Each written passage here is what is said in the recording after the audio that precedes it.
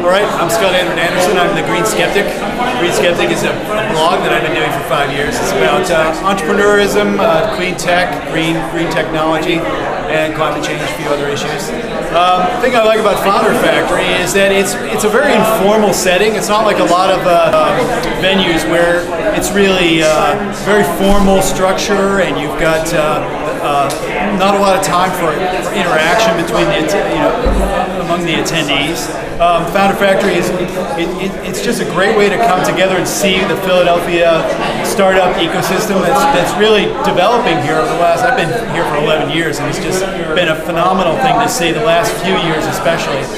Last year's Founders Factory, really interesting to see Steve Goodman kind of give an overview of the venture capital and startup community, the history of it. Really has an extensive history in Philadelphia.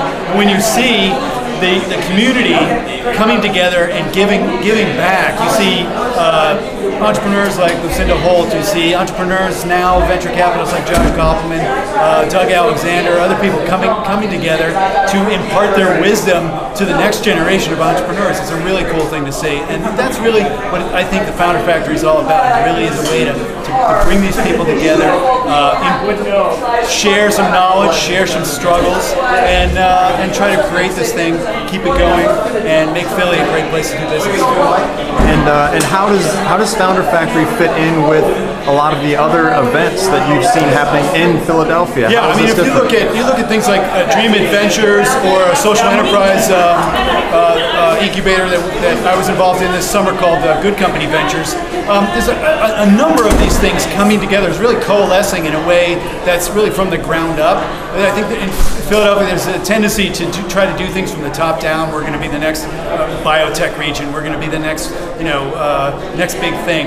But really, this is coming from the ground up. This is the community itself really fostering its own and generating its own energy, and really and becoming something that really is going to carry the economy in Philadelphia, I think, for decades to come.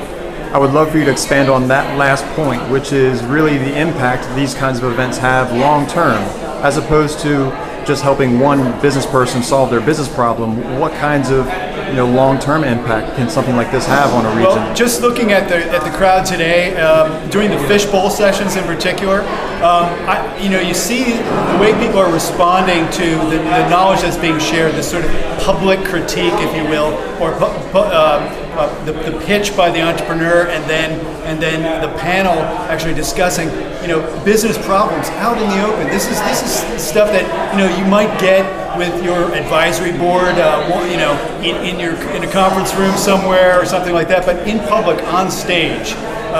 There's a ripple effect. There's the people in the audience who are developing their own businesses, or maybe they're mentors or considering being mentors, and they see this happening and they say, you know what?